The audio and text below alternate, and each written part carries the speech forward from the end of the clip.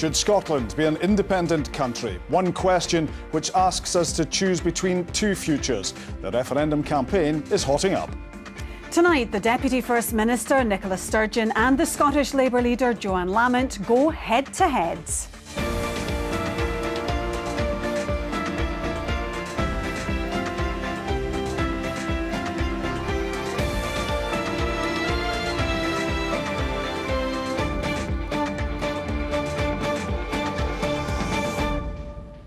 Welcome to the fourth in our series of Scotland Tonight referendum debates. Tonight we have with us the two most senior women in Scottish politics. Returning to the fray from the SNP Scottish Government is the architect of the Independence White Paper, Deputy First Minister Nicola Sturgeon. And making the case for staying in the Union, we have the Scottish Labour leader Johann Lamont.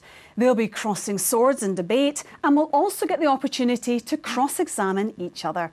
First, it's time for 30-second opening statements. Johann, you won the toss of the coin before we went here and you chose to go first. Johann. Thank you very much. All my life, as a mum, as a teacher, now as an MSP, I've worked to try and create a better world. It's why I'm a socialist and not a nationalist. I believe Scotland, as part of the United Kingdom, has a great insurance policy. We can redistribute wealth, share resources, pool risk. We saw that with the Royal Bank of Scotland. When it went down, the people of Scotland did not have to suffer because we came together. It is about our community and our neighbours and friends. And I believe we have a choice, not between dependence and independence, but between separation and cooperation. And I think most Scots want to cooperate with their friends across these islands. Johann, thank you. Nicola. Scotland is one of the wealthiest countries in the world.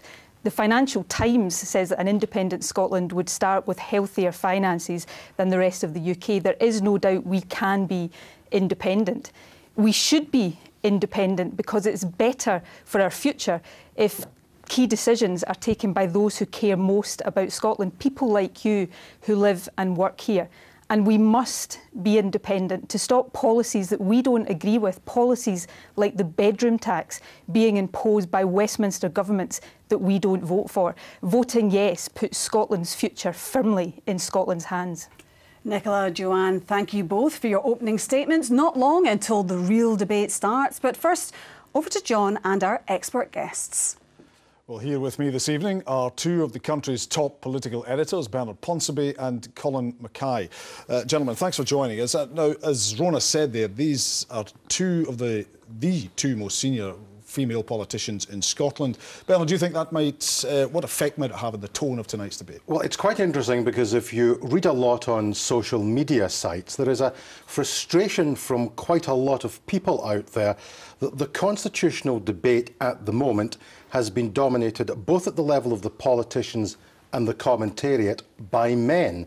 And a number of people think that they're not specifically addressing issues which are of concern to many women. And of course, we do know from the polls that the Yes campaign have a bit to make up in terms of attracting women voters. So it's going to be very interesting tonight to see whether or not, both in tone and in substance, whether these two politicians attempt to have a more consensual type discussion or whether or not it's going to be an old-fashioned rammy. Somehow I think it might be the latter. What do you think, Colin? What can we expect? I think, you know, you'll see both sides going very, very hard at each other. But I think this is going to be an interesting difference from the other three debates, simply because of that dynamic, the fact that you've got the two most senior women in Scottish politics. Not only that, you know, let's face it, there's someone in that studio there who's probably going to be the next First Minister after Alex Salmond's not First Minister. We'll see what happens with the referendum first, obviously. But, you know, I think in terms of the issues, I would expect Johann Lamont to have a go on currency. There's no SNP government's plan B. I think that will be one of our main points of attack. From Nicola Sturgeon, I would expect her to probably tackle the proximity, the uncomfortable sometimes proximity of Labour to the Conservatives in the Better Together campaign. OK, for the moment. That's what our panellists expect. Let's get on with the debate and back to Rona. Thanks, John. OK, the polls tell us that undecided voters hold the key to the result of September's referendum. They also suggest that women voters are more undecided than men. Why is that? And what can the two campaigns do to connect with women voters? and to persuade them of your arguments? Nicola? Well, I think we've got to persuade women, men, everybody who'll vote in the referendum that voting yes, voting to put Scotland in charge of our own future is better not just for our futures but for the futures of our children and our grandchildren. We suffer greatly in Scotland from often having governments that we don't vote for. Right now we have a Westminster government led by the Conservatives that lost the election in Scotland, imposing welfare cuts that will push tens of thousands of more children into poverty. I don't think that's a price worth paying for Westminster government, and I think people thinking about the future will want to take control of economic policy so that we can grow our economy faster, and take control of social policy so that we can create a fairer Scotland, a Scotland where everybody has a fair chance to get on and succeed. Much more on a lot of those issues later, but Johann, how do you connect with women voters? Well, I think first of all we don't patronise them by finding a package of things that we somehow imagine that are unique to women. I think actually it's quite a difficult question to answer, why women seem to be more reluctant to support yes. I actually think it's a healthy scepticism, and we are keen, I think, to make sure that the evidence there is not enough simply to assert the world will be better. We need to know there is a degree of certainty, that there is security, and I think the test for whoever is promoting the idea of Scotland separating from the rest of the United Kingdom is to be able to answer those questions. What is going to happen in the economy? What is going to happen in our pensions? It's not good enough simply to say we will do fabulous things. We actually have to know how these will be paid for, and we know that is a huge challenge. What will happen if we stay in the UK? Because we know there are further £25 billion of cuts and lots of more children living in poverty. Well, we know there are also going to be financial challenges, whether we're separate or not. We mentioned the economy. Poll after poll shows that without doubt it's the most important issue. The Financial Times took from what the First Minister said yesterday that in Aberdeen that an independent Scotland could use the pound, if not in a currency zone, then using the pound without a formal agreement. Is that the plan? That's not my plan. My plan on currency, the SNP Scottish Government's plan on currency, is the same one we spoke about the last time I was taking part in one of these debates. We want Scotland to remain within a currency union, to continue to use our pound, because it is as much our pound as it is the pound of the rest of the UK, and we want that to happen because it's in Scotland's interest, but also because it would be in the interest of the rest of the UK. Okay, it makes sense in our mutual shared interest. No, wait a minute. Quite a lot has happened since the last debate we had. The three main UK parties and the UK Treasury say no to shared currency. You say that's a bluff. That might be enough for the yes voters, but is that enough for the undecideds? Well, I think people are sensible and intelligent, and people can look at the position of George Osborne, backed up by his pals in the Labour Party, and recognise campaign tactics when they see them. George Osborne, Ed Balls want Scotland to vote no. That's legitimate. What's not legitimate is ganging up to try to bully and intimidate Scotland on the issue of the pound. The reason they will change their position in the event of a democratic vote for independence is that it would be completely against the interests of the rest of the UK. Transaction costs for English businesses, putting the trade deficit up, and also risking the potential of being left with the entirety of UK debt. These are the common sense reasons why a currency union doesn't just make sense, but will happen in the event of independence. People want to feel confident about their pound in their pocket. Their pound, exactly. But that's the point. But you can't give them that confidence. I'm giving them that confidence, and I'm giving them that certainty. You put it absolutely correctly, it is their pound, and nobody has the right to take Scotland's pound away. You're asserting, Nicola. Nobody has the right to take Scotland's currency, Scotland's pound away, because we democratically vote for independence. We had the deputy leader of the Scottish Tory party, Justin Friday, say that he opposed independence, but if Scotland voted for independence, he would be arguing for a currency union. Now, Johann agrees with the Tories on most things. It will be interesting to hear if she agrees on that as well. Johann, we'll be coming to you in just one second, but the Scottish Government's Fiscal Commission is looking again at this issue in the light of recent events. Is it in their remit to recommend a plan B? The Fiscal Commission already set out all of the options that exist for Scotland on currency, but they recommended a currency union. The Fiscal Commission gives us ongoing advice on matters. We'll be looking at things, for example, the Treasury concession that the debt of the UK legally belongs to the Treasury. The remit to recommend the Scottish Government's position is and will continue to be the sensible plan, the plan to keep Scotland in a currency union using our pound in the interests of Scotland and in the interests of the rest of the UK. But does the Fiscal Commission Working Group have a remit to suggest a recommendation They're not being plan B? asked to come up with an alternative plan because we are proposing the plan that we have put forward. Now, the Fiscal Commission set out all of the viable options for an independent Scotland on currency. But what we have decided, recommended by the Fiscal Commission, is to argue the case for a currency union. But could they recommend a plan B if they wanted to? Well, the Fiscal Commission is independent, but they did an exhaustive piece of work. And remember, the Fiscal Commission contains 2 Nobel laureate economists. They did an exhaustive piece of work and they recommended a currency union because it makes sense for Scotland and for the rest of the UK. I mean, I think the most revealing thing about the reaction of Nicola, Sturgeon and others to the announcement by, you know, George Osborne, Ed Balls and others that they wouldn't support a currency union was she presumed they must be lying. I think that says more about the view of the SNP and the way in which George Osborne would ever tell the truth. Well, you can return to this when you're examining each other later. Your defence is that George Osborne's going to change his mind. What I'm saying is we need to understand when people say no, we should work on the basis of telling the truth. Ladies, you can question each other about this later. I'm not wanting Scotland to leave the United Kingdom. No, but if Scotland democratically votes to do so, then that's a reality you've got plenty of time to do this later, ladies. Right. Last week, your social justice spokeswoman, Jackie Bailey, said the introduction of the so-called bedroom tax was nothing to do with the Constitution.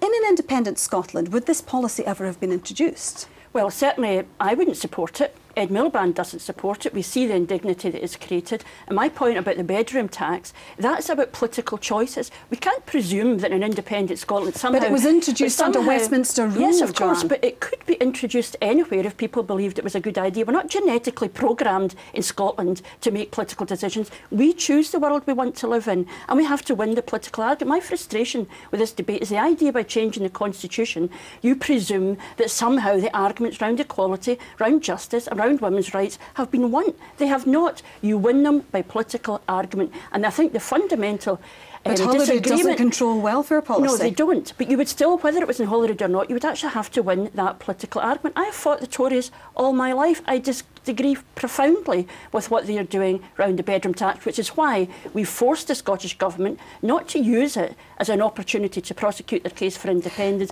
but to seek to use the powers that they had to mitigate it. That was the challenge we forced upon them within the Scottish Parliament Mitigating itself. after the fact, though. Do you accept that the only sure way to avoid welfare policies, unpopular welfare policies with the Scottish people, is to have an independent Scotland? No, not at all, because you have to win the political argument. Alex Salmond says there should be a cap on welfare. He says that there should be sanctions. He doesn't tell us how any of this is going to be funded. You have to live in the real world. I believe if I were in charge, there would be a progressive policy on welfare. If Ed Miliband is in charge in Westminster, he's already said he would abolish the bedroom tax. That is about politics. It's not about the Constitution and what the SNP want to do. On this occasion, they want to conflate the arguments. And I would remind you that Alex Salmond believed in independence before there was a bedroom tax, before any of the other justifications for his current prosecution of Scotland being separate from the rest of the United Kingdom, because that is not fundamentally about what it's about. And we will deal with the currency later, but I have to say, people are entitled to certainty, not assertion. Talking of controversial policies, is it the case the only way to get rid of Trident in Scotland is to vote for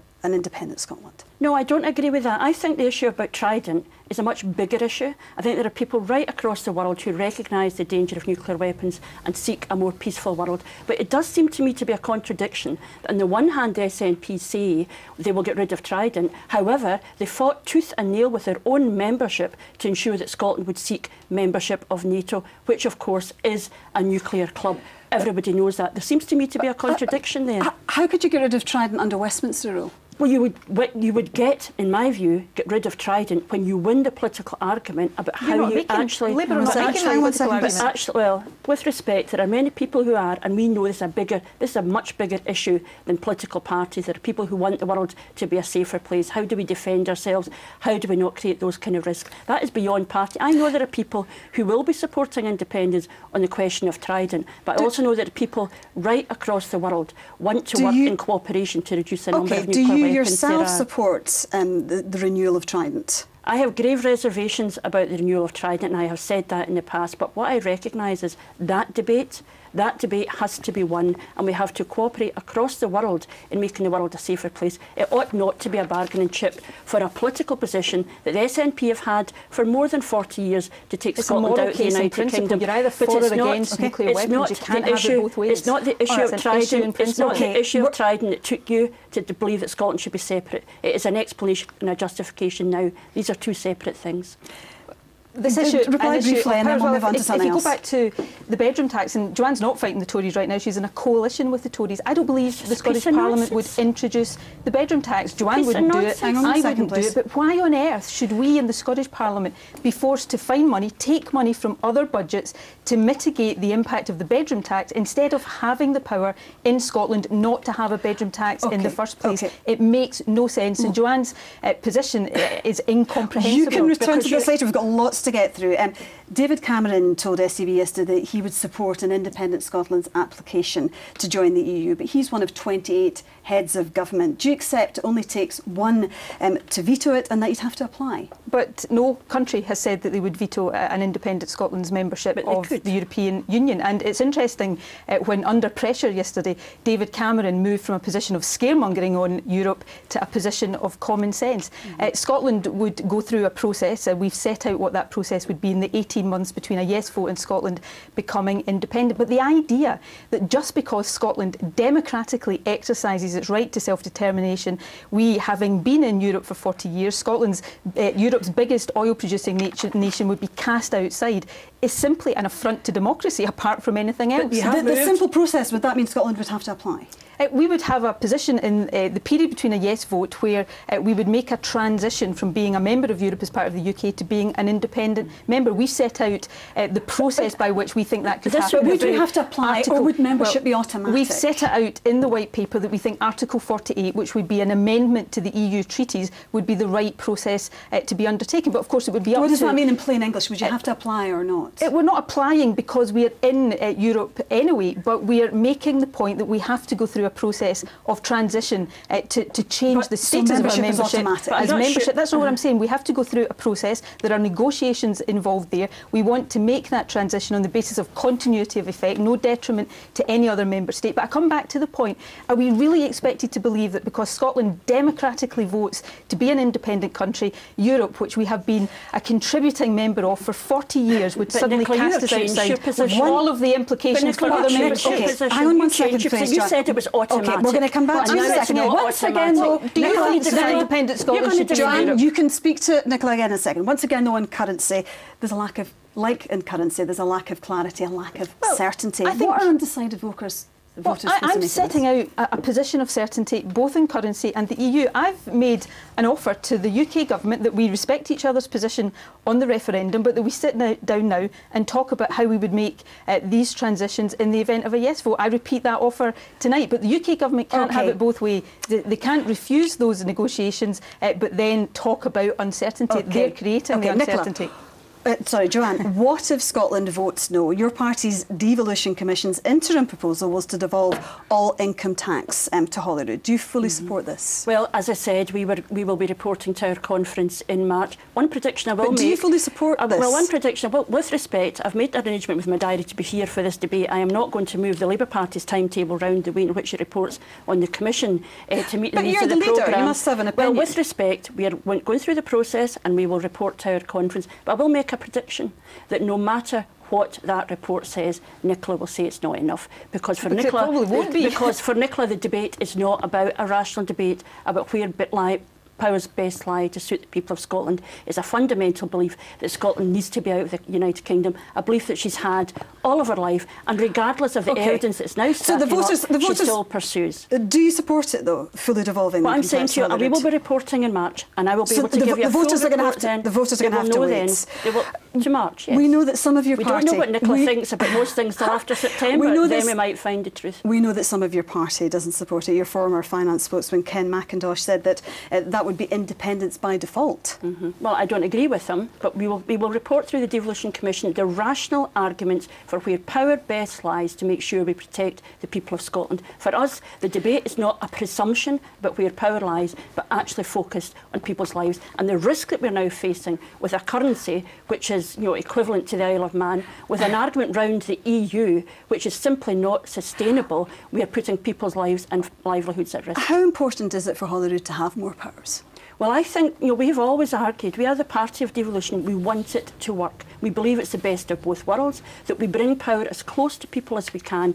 One of the problems we've had over the last period, of course, that with the SNP we've seen power sucked up from local government level. I want to see power out in our communities, but it has to be a rational debate about where best you can support families. Westminster would have to pass any legislation. Are Ed Miliband and Ed Balls fully behind this? Absolutely. And will there definitely be more powers for Scotland in the 2015 general election manifesto? Well, we've laid out the process. I'll be reporting to our conference. I work very closely with Ed Miliband. We are a great cooperative partnership in relation to this matter, and he cares as much about Scotland as I do, and we will make sure that that process is laid out for if the conference backs more powers, will it be in the manifesto? Yes.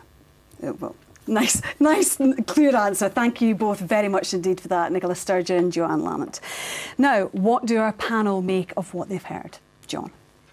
Back here with Bernard Ponsonby and Colin Mackay. What's your assessment of what we heard there to begin with, Colin? It was a very balanced between the two of them. There's not really much to draw between them at this stage. It's a much more reasoned debate, I think, than some of the debates we've had over the last few months. It was interesting. Rona only had to step in and kind of separate them once. And I think, on balance, that's not bad going. I think, they've both made their case pretty strongly. They're both sticking to it resolutely. They are not going to be drawn on this. I think the real test will come in part two when they're facing each other and scrutinising each other. I think that's going to be the toughest bit. Currency has been playing big over the past couple of weeks, particularly. What did you make and what Nicola Sturgeon had to say about currency? One of the interesting questions from my point of view is whether or not Alex Salmond and Nicola Sturgeon are going to hold this line all the way to the 18th of September and simply going to say we're not getting drawn at all on a plan B. We're going to stick to the initial position which we adopted after the Fiscal Commission reported. Now, in the heat of a campaign which is a long, long way to run, will it be credible not to have a plan B? Interestingly, when Rona was pressing Nicola on the issue of might the Fiscal Commission actually recommend a plan B, Nicola was making the point, well, they are independent. And because they are independent, in the context of the pan-unionist alliance, which we now have, it may well be that the Fiscal Commission may well present another option, which will mean that the Scottish Government slightly modifies its line. But the line was held very rigidly by the Deputy First Minister, as the First Minister has held it. The interesting question is whether or not they can hold it all the way to September. What about pressure points and Johann Lamont? Devolution alternatives, perhaps? Similarly, I mean, she held the line very, very strongly in that she would not be drawn on what alternatives to independence that they are going to offer. It's only a few weeks till the Labour Party conference. She must know exactly what they are going to be proposing at that party conference by this stage, but she would not be drawn on that. And I think that is going to be quite an important issue during the next few weeks of the campaign, certainly. For me, that's the currency was potentially a bit of a game changer during the debate. I think that's what the parties, the Better Together parties, come up with as alternatives to independence. And there's also divisions, as the next potential game changer. Divisions within the Labour itself. Well, as Rona pointed out, Ken McIntosh doesn't agree with some of the things that have already come out. It's not clear quite who in the Labour Party agrees with what, but then, we don't actually know what they're offering, and Johann wasn't willing to give us any ground on that tonight. I suspect that what they will do is that they will go for the devolution of income tax. I suspect that those who are against it will simply not turn up to the conference. I don't think there'll be a row, because people will see that a split in the run-up to the referendum September will not be good news. The interesting thing, though, is when the Labour conference does take a decision on this, can it sell it in a populist way? Is it the kind of policy where those people who are minded to vote no but want more powers, is this the kind of power that they want? And can they sell it to their own people who don't turn up at that conference? Yeah. I think what you might see is you might get a kind of gradual move towards that. It might not just be all of a sudden the income tax would move over. I think they might try and stagger it so that they can actually keep some of those people on side more. Well, plenty more to come in the second half of the programme during the cross-examination, but time now for a short break. Coming next, Johann Lamont and Nicola Sturgeon will be cross-examining each other. Not to be missed.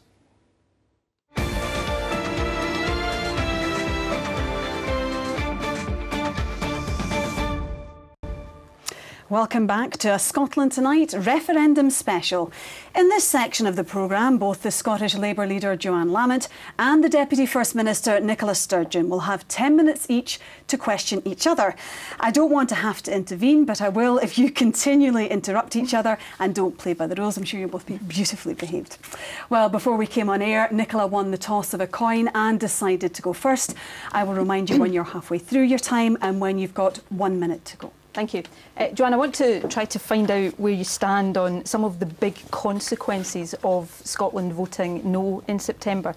Now, I know and accept that you want Labour to win the next UK election. We'd quite like to know what the consequences of separation vote as well, of course. If we vote no, we might very well end up with another Tory government in Scotland that we didn't vote for. So just in the interests of clarity and honesty, can you confirm that's the case? Well, that's a false choice, and you know that. Nicola, I fought against Tory governments all my life. But it is the reality we might face. You have celebrated, you advise people. But you accept that Scotland could end up with another Tory government if we vote no. Yes or no? Well, put it this way. Yes or no? Put it this way. It's a false choice, and you know it's a false choice. I fought against the Tories all of my life. You're in an alliance with the Tories right now. You saw them as an opportunity.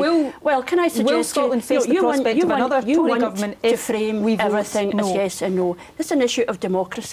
It's an issue of argument and arguing the politics. Well, let's take you up on the issue of democracy. Let's take you up on the issue of democracy. In my lifetime, there has been 11 general elections. Scotland has voted Labour in every single one of those, but on 6 occasions we've ended up with a Tory government. Are you really saying you'd rather risk another Tory government we don't vote for than have the prospect of a Labour government in an independent Scotland? Why is it when push comes to shove you prefer Tory rule to Home rule? Then of course that's a profoundly misleading comment, because of course throughout that period, whenever there was a Labour government, you were still in favour of independence. You were still arguing for Scotland to separate from the rest of the kingdom. I'm asking you why Scotland should put up with Tory governments that lose the election, that impose the poll tax, 18 years of Thatcher, the bedroom tax. Why shouldn't Scotland get the governments it votes for? Well, simply answer that question. I don't get the government I vote for when the SNP But the SNP won the election. That's the nature of democracy. The SNP won the election. The Tories lose the election in Scotland. Why should we have a Tory government? The majority of people did not vote for the SNP. But we won the election, Joanne. The Tories don't. I accept that. So why should Scotland get a government that lose the election in Scotland? Just answer that question.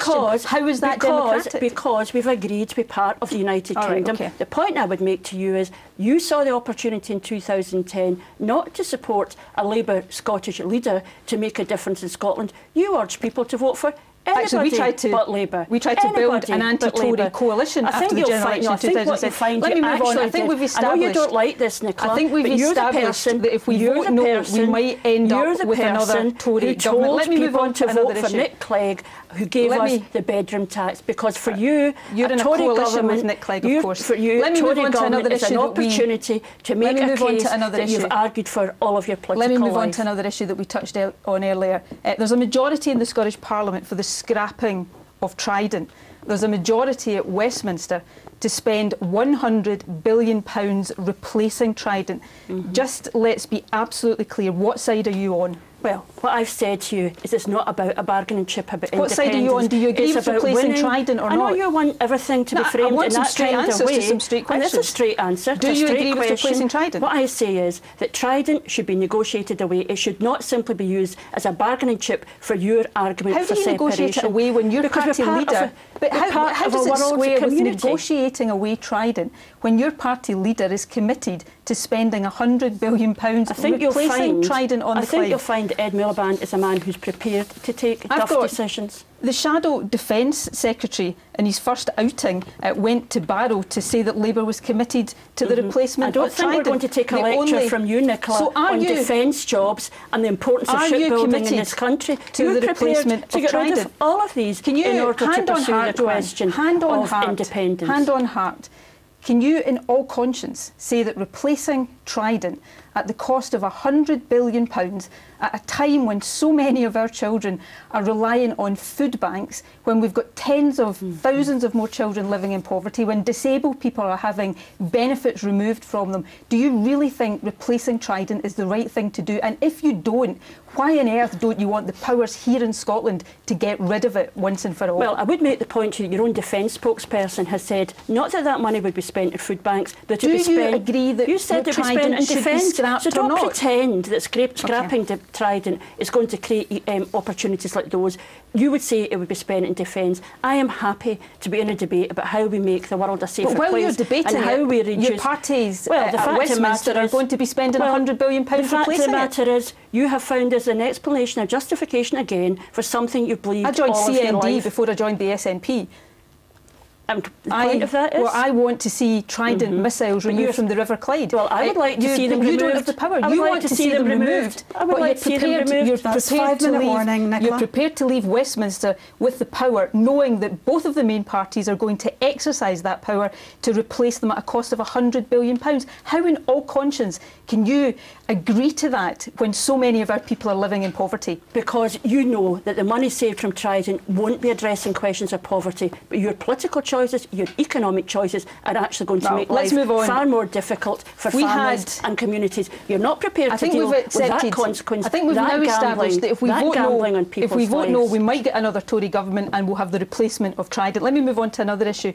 We had a report just a week or so ago saying that the cost of paying a pension was 6 to 8% lower in Scotland because of lower life expectancy. Now, we all want to tackle lower life expectancy, but while we are in the position of having lower life expectancy, do you think it's fair that the state pension age should rise at the same accelerated pace in Scotland as in the rest of the UK? Do you think it's fair? I am absolutely astonished, Nicola, that you are prosecuting a case. Do you think it's fair? You're prosecuting a case that is on the basis that people in Scotland die younger. I want that to tackle, is absolutely but while we're doing that, do you think it's fair? Was that your strategy when you were in health? Was your strategy in health predicated on a presumption, and get a complacency that people in Scotland die younger? So you do think it's fair? You seriously? When we're tackling life expectancy, the state pension age should increase so that people in Scotland pay in the same, who's putting our pensions at risk, who cannot explain in public what her finance secretary says in private, that pensions may not even be affordable. But you actually think... I'm asking you the questions. I'm astounded. I'm asking you the questions. I can't believe... One at a time, please. Yes. You would seriously suggest... Yes or no? You would seriously suggest you prosecute a case on the basis that people will be saying that you're avoiding the question, I know you always Johann. say that, Nicola. People watching will be noticing you're not answering the question. I'll tell you on this question what I'm astonished. Please, one at a time. Viewers won't hear what you're saying.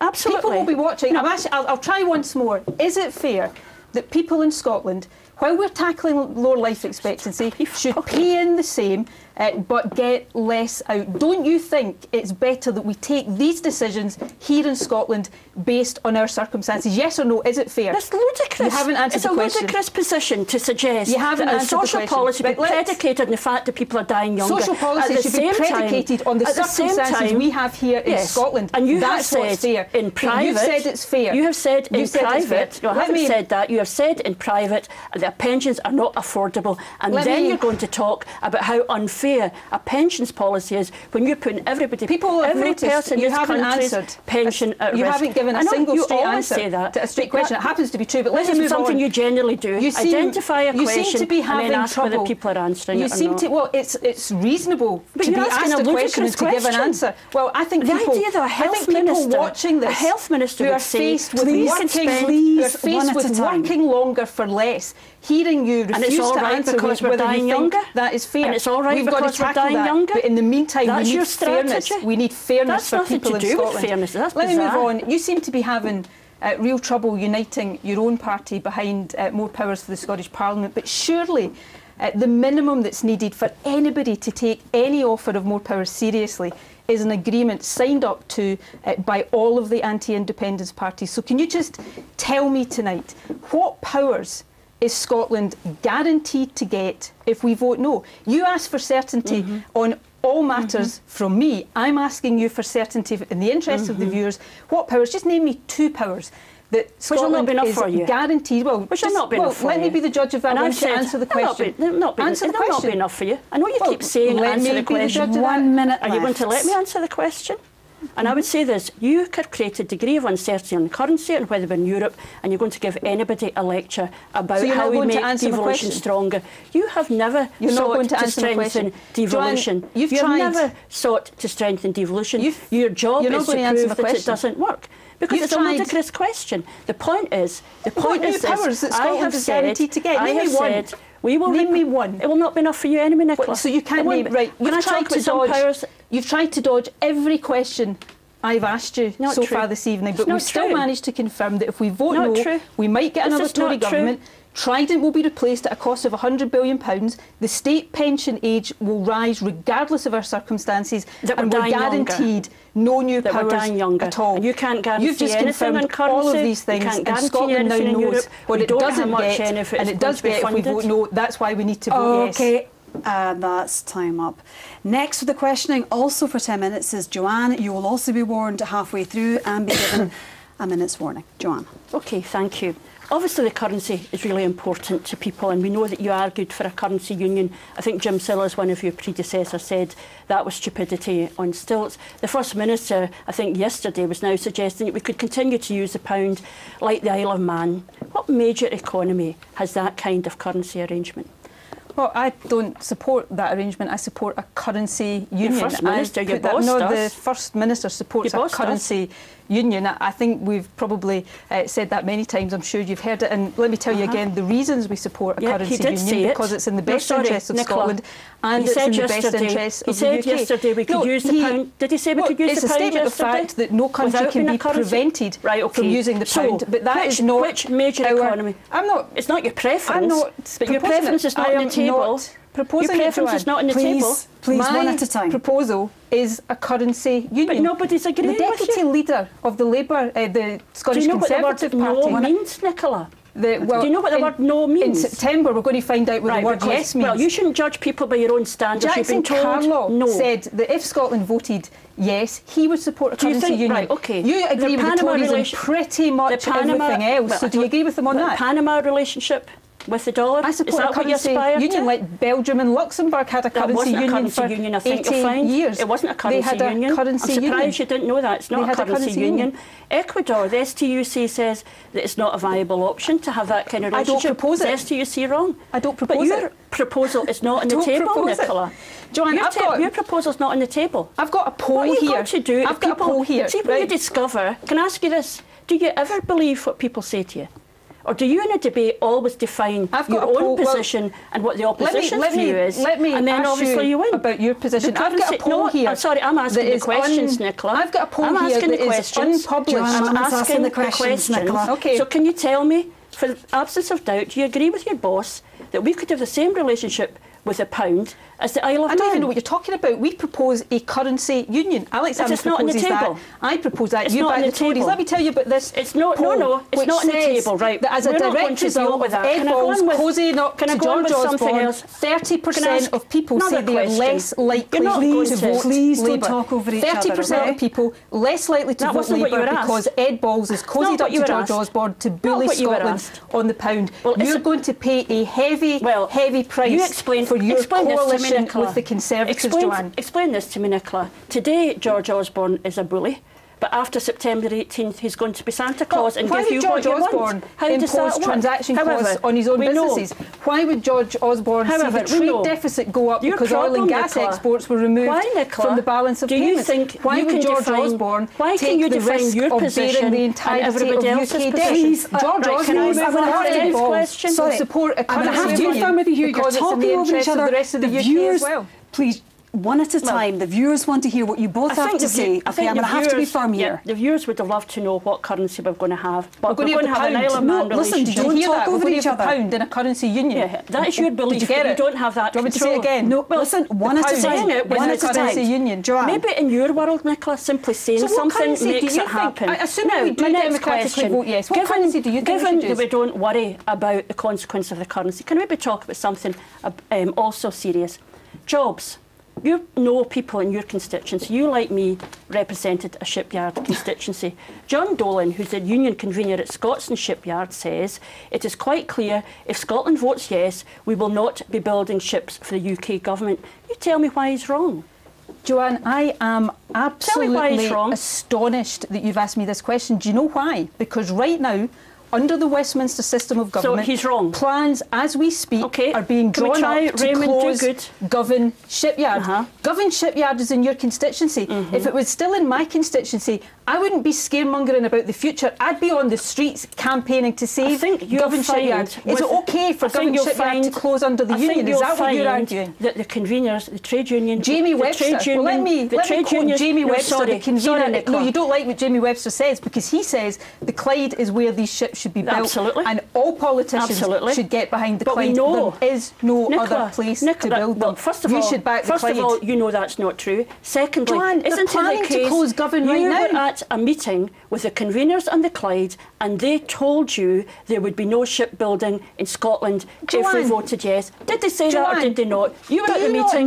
Did they say that or not? John Dolan is a member of Better Together. Okay. Joanne, so that do you means, not know that right now his position as a shipyard worker is not valid? That's halfway. That's not valid. Do you know? Are you saying his right position is not valid? BAE Let me try Duncan McPhee then. Planning the convener at Scotstoun Yard. Yes, this is surreal. The reality is that we left the UK. Govan is being shut under the Westminster system. It's in your constituency. Why are you not campaigning to save it instead of scaremongering about independence? First of all, I'm not scaremongering about independence. They're closing it now, Joanne.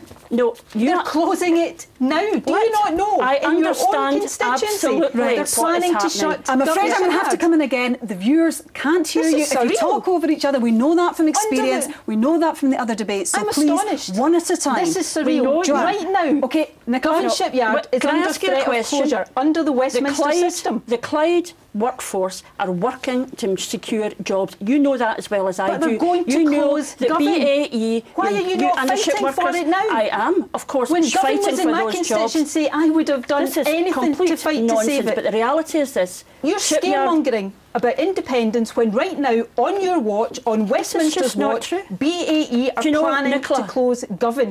This is absolutely outrageous scaremongering. You can insult me all you like. I'm not insulting you. Don't insult the workforce on the Clyde. I'm not insulting. I want to save Govan Shipyard. I want to save Scotstoun jobs one at a time. And massive investment on the Clyde, and you know that, and you shouldn't be so dishonest. But the fact of the matter is, we know under your plans. Under your plans, there'll be no shipbuilding. Is that right? Rubbish. That is absolutely So where are the jobs going to come from? 4 frigates. The Scottish Navy will need. The BAE chief executive has said there is no alternative to building these ships on the Clyde. Isn't it no alternative to building these ships on the Clyde? Isn't it the case that the BAE ship said it was a matter for the government to decide, and if we're a separate country, here we have not only a UK government that's going to impose transaction costs on its own businesses, it's going to spend money it doesn't have creating a new facility to build ships when the expertise is there to build them on the Clyde. But your hypocrisy on this is breathtaking, Joanne. I can't believe you are standing here. In your world, that makes sense. I can't that believe, makes sense to you? I can't believe you're standing actually think that here. Makes sense? I can't believe the reality you're standing is something completely. I know you can't believe it. When Govan Shipyard is being closed right under your very nose as the constituency MSP. Perfectly well what is happening. You know perfectly well what's happening in the Clyde, and the jobs are consolidated with investment. Consolidated with investment on the Clyde, and the workforce are working with the management on that, as you know perfectly well. The shipyard in your constituency is going to close. Let's move on. And you've got the nerve to stand there and lecture me about shipbuilding. Well, I'm not lecturing about shipbuilding. It's shipbuilding workers. Shipbuilding workers. And you don't listen to them in the same way they don't listen to the President of the European Commission, the President of the European Council. What makes you think you know more than the Prime Minister of Spain about what his national interest is? Well, the Prime Minister of Spain hasn't threatened to veto an independent Scotland's membership. And he thinks she'll be outside the EU? Did you say he thought you'd be outside the EU? He said he'll veto the foreign minister of Spain said as long as it was a democratic process, Nicola, we don't listen to you in Europe because you said we would be automatic. With Spain. You went to court to avoid us finding out that it wasn't automatic. Do you think, in the circumstances where Scotland democratically votes yes, democratically do you think people exercises their right to self-determination, do you think people deserve to know the would truth? See Scotland... But it's what not are the implications? What would be the implications for the rest of Europe, for the thousands of European citizens living in my constituency and yours, we're the biggest oil producer? Do you accept it's for them to decide? Of course it's for them to decide. Okay, so they could but why on earth would anybody want to see an independent Scotland outside of Europe? It makes no sense. You know Stop better scaremongering, than the Johann. shipbuilders. Well, I have discovered that when you say we're scaremongering, what you're doing is asking you a question. 1 minute outside of Johann. You think an independent Scotland would be outside of Europe? Trade unions are concerned about the currency, the CBI, Scotland's accountants on the pensions. Trade unions are concerned about austerity under the UK. Trade unions are concerned about civil service job losses once again. Trade unions are concerned about welfare cuts under the UK. That's not scaremongering. All of that is reality. All of these people say we think you might be wrong on pensions, on currency. Are you ever not right about everything, Nicola? Johann, do you ever have I don't any need to doubt? Scaremonger. Do you ever have any doubt? Because we do know. you ever have any doubt when an expert says, when a trade unionist says, when a family says to you, we don't think this might work? Or is it simply that you've believed this all of your political life, and despite the risk, you'll have them gamble their jobs, their pensions, their jobs and their pensions on your political obsession. I'll spend the next you are prepared to risk time up. We're going to have to leave it there. Well, that's all from the debate studio. My thanks to Nicola Sturgeon and Johann Lamont for taking part. Now, back to John. Thanks, Rona. We'll have analysis from our guests of what we've just seen and plenty of your reaction in just a couple of minutes. Rejoin us after the break.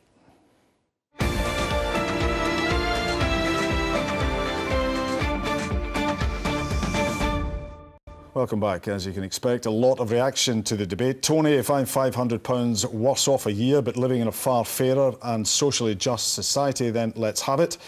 David Ritchie, what part of there wouldn't be a currency union don't Yes Scotland get? Sarah McCardle, I'm absolutely none the wiser. Debate was a farce, couldn't hear anything. Liam, what socialist supports prescription charges, higher education charges and opposes free school meals? Answer, Johann Lamont.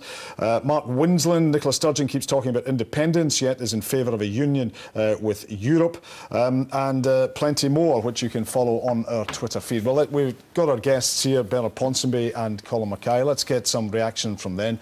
Bernard, what did you make of that? Well, right at the head, we posed the question, given we've got the two senior women politicians, would that make a change to the tone of the debate? The answer to that is emphatically and comprehensively no. I think there'll be two very distinct type of reactions to that debate when you start to go through all of the feedback that you will get. If you're a political activist and you're out pushing leaflets through a door and you regard this debate as a civil war without the guns, that's the kind of stuff that you want to see. And no doubt the Yes campaigners will be very pleased that in terms of screen time, it appeared to be dominated and was dominated by Nicola Sturgeon. If, on the other hand, you're not a political activist and you're tuning into a programme like this to try and glean new information to make an informed choice, you will be disappointed by that kind of debate, because what we got was a lot of words and a lot of noise, that was spoken over one another, and frankly not a lot of new information. I actually learned nothing from that. Colin? Do you know, in the past I've heard both these senior politicians described, sometimes dismissively, as nippy sweeties. Well, that would have taken the mouth off you. That, you know, they just couldn't stop themselves from interrupting each other. I don't think either of them made their points as strongly as they would probably have liked to, and are probably going home tonight thinking, if only I'd got the chance to make that point. But they didn't give each other the chance to make any points virtually at all. I think Bernard's right. I think in terms of the screen time, in terms of the debate, Nicola probably dominated in terms of the time. You know, if you were doing the kind of football or the rugby thing where you were divvying up possession, you would say Nicola probably was on 60-40 or something like that.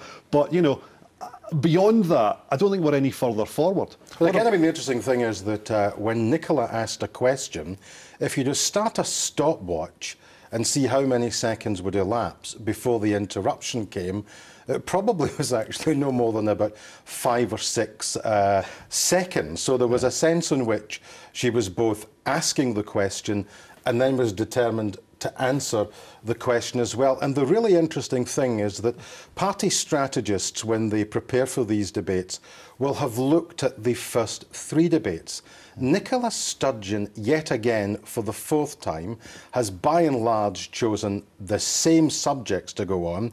And indeed what she did in the first 3 debates was that when she was being cross-examined, she would then have a debate, slug it out, and then start cross-examining her opponent when it was her turn to answer questions. Now, she did that in the first 3 debates, and I would have thought that the Labour strategists preparing for this would have said to Johann, this is the way she's played the first 3. So be careful about that. You know, Johann got her first question out, which was a technical issue on currency, and it took a long time to get on to her second question on jobs. Cool. And then when she got onto the jobs and shipyards, she spent far too, I think she spent far too long on that, because all that was doing was allowing Nicola to have a go at her on her own constituency turf, because, you know, these are neighbouring MSPs, although having said that, they're not going to be leaving tonight as good friends. I think I can assure you of that. But, you know, I think actually Johann did better tonight than either of the Scottish secretaries have done in the past in these debates. But, you know, I just don't think anybody's quite got the better of Nicola in terms of the style of handling this debate. Just while we've got it here, guys, let's have a look at the word clouds, see, the wordles. And these are the words that were most often used by Nicola Sturgeon. Any surprise there, very briefly? No, Scotland is the big one. That's what you would expect. And I bet you Scotland will feature prominently on Johann's word cloud as well. Currency UK as well. No, Johann, absolutely right. There you go. What a surprise. So I think what you should have had is you should have had the word clouds over the top of each other just to represent the fact they interrupted each other all the time. And there's people as well featuring very much with Johann. Very, very briefly then, much to be learned from tonight. Very briefly, a sentence Well, I each. mean, if they go head-to-head again, I would suggest that you give both of them a pair of boxing gloves and probably Rona a red card as well. Very briefly. You know, I think the first half of this, we actually, you know, it was a very well-mannered and a very well-conducted debate. I think the second half, they almost went back to the wild. OK, gentlemen, thank you very much. Well, that's all from this Scotland Tonight referendum special. We hope you found it useful in fleshing out some of the key issues in the independence debate. The guys aren't so sure. You can, of course, continue that debate on Twitter. Just follow the ScotNight hashtag. Rona will be back here tomorrow. Until then, from all of us, good night.